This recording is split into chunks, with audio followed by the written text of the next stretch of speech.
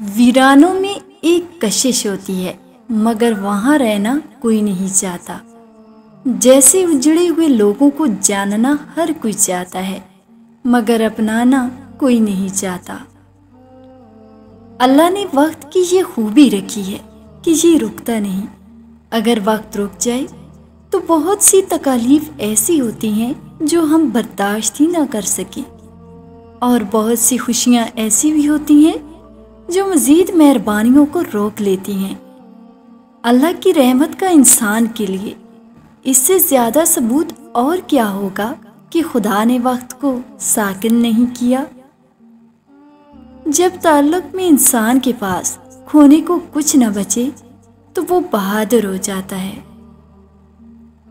خوشی ایسی واحد خوبصورت چیز ہے جو ہمارے پاس نہ ہوتے ہوئے بھی ہم دوسروں کو دے سکتے ہیں۔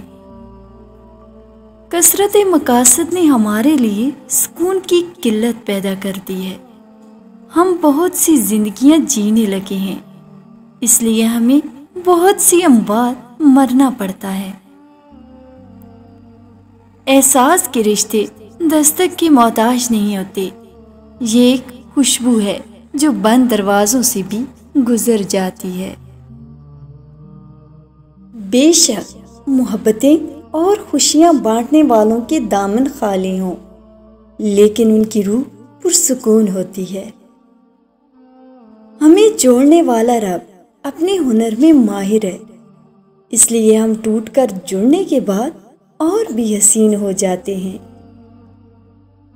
لوگ خالص ہونا پسند نہیں کرتے، لیکن تلاش ہمیشہ مخلص لوگوں کی کرتے ہیں۔ لمبی امیدوں سے دور رہا کرو، کیونکہ وہ تمہارے پاس موجود نعمتوں کو حقیر بنا دیتی ہیں۔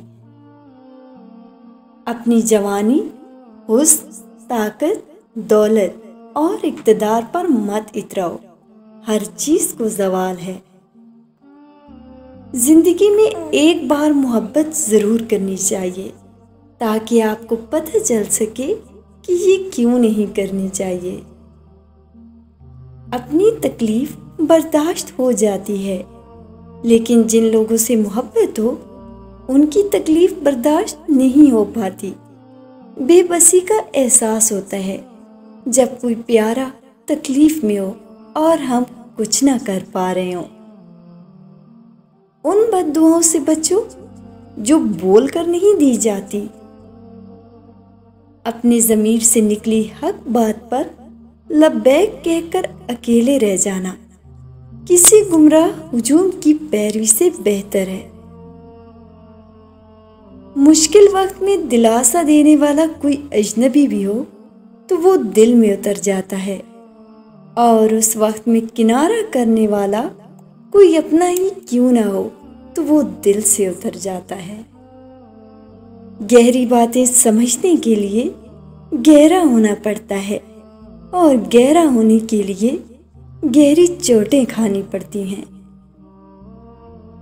ہمارے معاشرے کا سب سے بڑا المیہ یہ ہے کہ ہم دوسروں کی آخرت کی فکر کرتے ہیں، لیکن خود دنیا کی فکر میں مگن رہتے ہیں۔